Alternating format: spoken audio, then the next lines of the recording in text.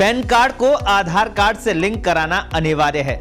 अगर आपका pan card आधार card से लिंक नहीं है तो आपको तुरंत इसे लिंक करा लेना है, क्योंकि इसकी आखिरी डेडलाइन 31 मार्च 2023 तक ही है। नमस्कार, मैं हूं आपके साथ दर्श शर्मा। 31 मार्च 2023 तक सभी को अपने पैन कार्ड को आधार से लिंक करना है। ऐसा नहीं होने पर पैन कार्ड को इनवैलिड या इनऑपरेटिव कर दिया जाएगा, जिसका इस्तेमाल किसी भी फाइनेंशियल ट्रांजैक्शन में नहीं कर सकेंगे। पैन को आधार से लिंक करने की डेडलाइन को कई बार बढ़ाया जा चुका है, लेकिन पिछले साल सरकार ने इसकी डेडलाइन बढ़ाने से साफ तौर पर इनकार कर दिया था। हालांकि इसके लिए 1 साल का समय दिया गया था। जून 2022 के बाद से 1000 रुपए का जुर्माना देकर इसे लिंक कराया जा सकता था।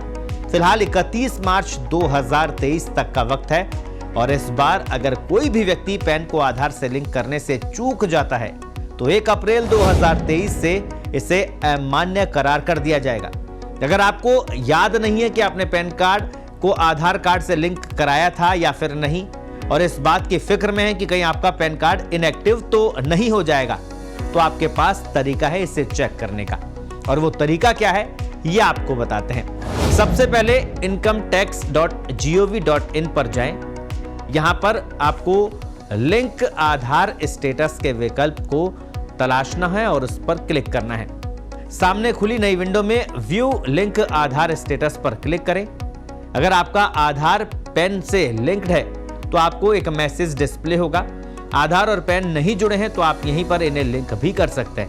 यहां पर आपको अपना पैन नंबर और आधार नंबर डालना होगा और चेक करना होगा। अगर आपका पैन आधार से लिंक है तो यहां पर आपको बता दिया जाएगा कि आपका पैन आधार से लिंक है। अगर नहीं है तो फिर क्या करें?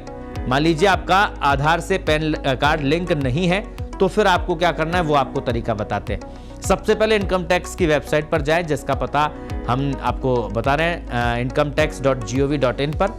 इसके बाद लिंक आधार पर आपको क्लिक करें। यहां आपसे लॉगिन करने के लिए कहा जाएगा। पैन नंबर और आधार नंबर दर्ज करने के बाद वैलिडेट कर लें।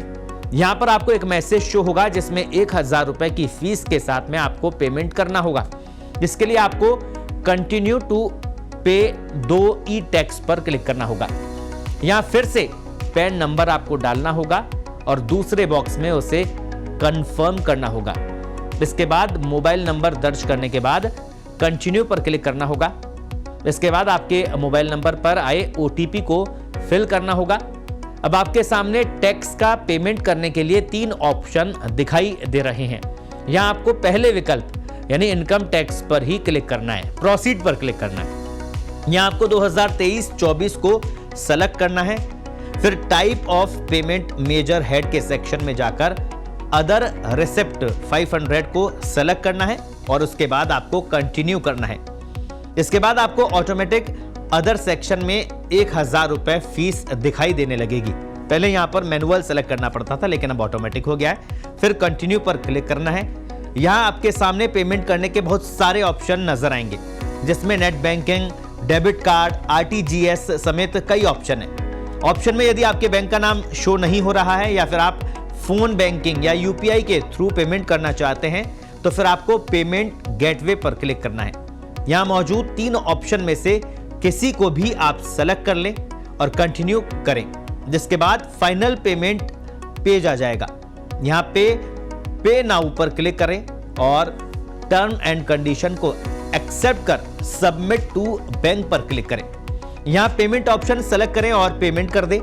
इसके बाद आपको स्क्रीन पर पेमेंट सक्सेसफुल होने का मैसेज आ जाएगा और स्लिप भी यहां पर आप डाउनलोड कर सकते हैं। यहां पहली स्टेज आपकी पार हो जाएगी। मान लीजिए ये सब कुछ करने के बाद आपने अपने पैन को आधार से लिंक करने की पहली स्टेज पार कर ली है। इसके बाद आपको क्या करना है? 4 से 5 दिन का आपको इंतजार करना है, क्योंकि ये वैलिडेट होने में 4 से 5 दिन का समय लगता है। 5 दिन बाद आप वापस लिंक आधार पर क्लिक करें। इनकम टैक्स की वेबसाइट incometax.gov.in पर जाएं और लिंक आधार पर क्लिक करें। पैन और आधार नंबर दर्ज करने के बाद वैलिडेट करें, तो फिर यहां पर आपको फीस का मैसेज अपडेट हो जाएगा। यहां पर जो आपने चालान 1000 रुपए का जमा कराया था वो फीस का मैसेज अपडेट हो जाएगा। 5 दिन बाद फिर आपको कंटिन्यू पर क्लिक करना है। जो जानकारी मांगी गई है, नाम, मोबाइल नंबर, ये सब आपको फिल करने के बाद लिंक आधार के ऑप्शन पर क्लिक करें और उसके बाद में आप इसको सबमिट कर दें।